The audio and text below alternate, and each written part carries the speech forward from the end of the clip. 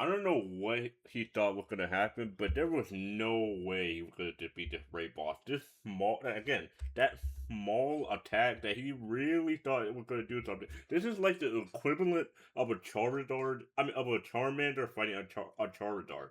That was never in the cards for this guy to actually win. If this guy actually somehow win, I would have been actually stunned. Like the only way for I don't know what you call it, a first evolution to be a second evolution is for you to overwhelmingly level level your Charmander up to the point where it could easily dump out that Charizard.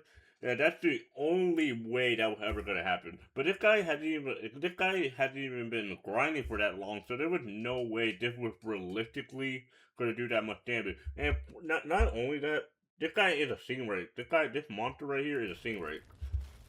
Like this guy right here is a steam rank, and for him to be able to easily dump him out, I mean, you should have expected that. That is crazy to me. That he really thought a full on punch would be able to do an attack. First of all, he's made out of rock. Rock is durable, so even if he didn't even have the healing, like he would even if he didn't even have the healing, he still would have took the blow. Like I don't even think his HP even went down that high. Like like again, his AP didn't even go down that high. It didn't even go down that low. Like I really don't know what he expected. Like to the point where he actually realized, okay, I'm just gonna like escape. To like there was no other alternative because this guy right here, the fact that he was willing to risk his life for this random girl that he doesn't even know. Granted, the girl did save her life, but the fact that he reincarnates into the world, I'm assuming a week has passed. A week has passed, and he's willing to almost die again for this girl. I feel like that was crazy to me. I really like the relationship between the two a lot, and I see a lot of people rec- uh compared this anime to So I'm a Spider, and I can honestly see the resemblance. Me personally, though, granted this is just episode two, so take it with a grain of salt. I like So I'm a Spider better because it focuses on more characters than just the main character. For this anime, I can already tell from the outset it's just gonna focus on these two, and I'm gonna be honest. Myra seems interesting. The main character doesn't really seem that interesting. He just have the main character just had more so a lot of guts, but he doesn't really have a whole lot of appeal to him besides I'm a cool dragon. That's not really enough to hold a character. With something like So I'm a Spider, she has actual personality, she has actual charm. This doesn't really have the same amount of charm in my opinion. But it is crazy to me the fact that like again he went out of his way to fight to dogpile these wolves like it's no problem. The fact that he went out of his way, and the fact that not only that, the fact that is I still find it crazy how like he is screaming for help. He is like actually screaming for help, and somehow the humans are actually are actually afraid of a baby dragon. That I still find that so hilarious and cute. That like even something like in Pokemon, a Charmander would nobody would really be scared of a Charmander because it's a Charmander, but like.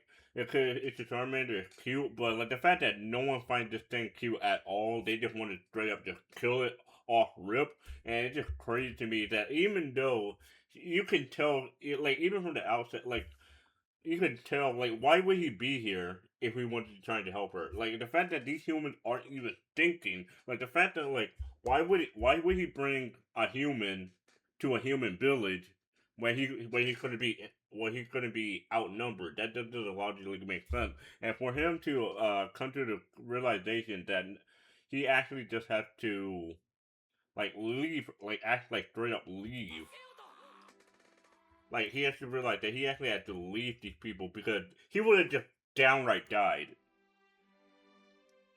Like it's very sad. It's very emotional.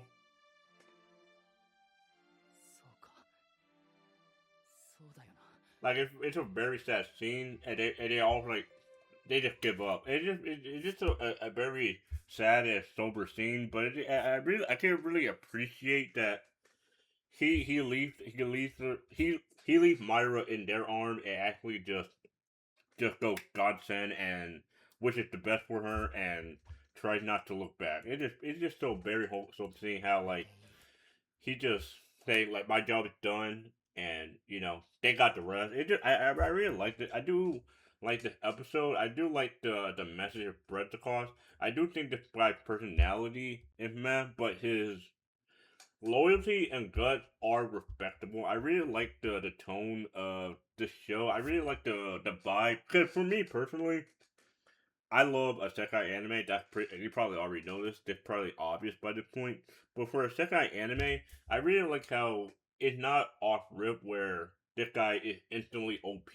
This guy is pretty weak. He had to be running. He had to be struggling to survive. He had to be strategic in the way he does things. I like that about a character a lot, and I really like how again, I just really like the way he goes about things, and like he even realizes that like he cannot save everyone, even though he's being reincarnated, even though he's supposedly this strong dragon. At the beginning, you're not that strong. That's just how it is. I just really like those characters a lot, and I really like how Myra begins to realize that she begins to realize that the dragon actually saved her. He begins to realize that like okay, I'm pretty sure next episode she's gonna realize who the dragon is. She's gonna obviously because this is anime. That's just how it is. I really like I really like the vibe on how both of them risk their life for each other, but Myra doesn't seem to remember, at least for now. But she's going to remember eventually. And speaking of eventually, I found it so interesting seeing how, with. Hey, he realized it again. He realized how powerless he was, and he does want to see Myra again. And it's so cute seeing how he gets into this training arc.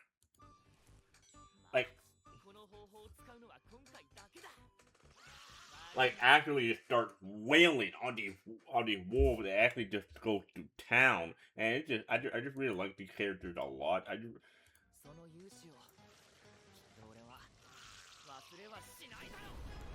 like actively getting stronger too, and not only stronger, he's getting mentally strong and just downright. It's just really cool to see how like even at the very end, where you see all of the evolution path, one of them I thought he would go for sure, but this one right here though, where was it? Well, this one right here,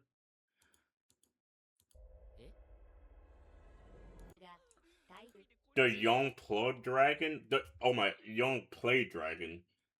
This is me personally. This is the one I absolutely want to choose. Not even because of the human transformation. The thought to me of being able to be an evil dragon and cause chaos, I think it's awesome. But the fact to be the equivalent of the demon lord, but in dragon form, I think it would be go ballistic to absolutely dominate the entire world in this new form.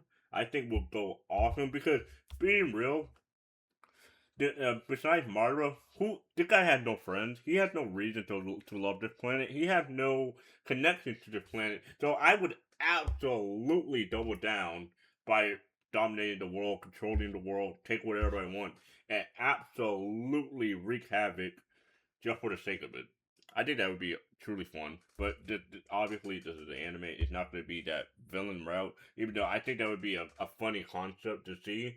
But regardless, I cannot wait to see how the transformation of this guy will occur. It's going to be interesting. That episode will be very interesting. But regardless, I think the episode was great. I think the episode was really funny and really interesting to see the implications of this young play dragon and see what the consequences will be. I'm very curious about all of that. Let me know what your thoughts on this episode and the young play dragon as a whole. I'll see you guys on next.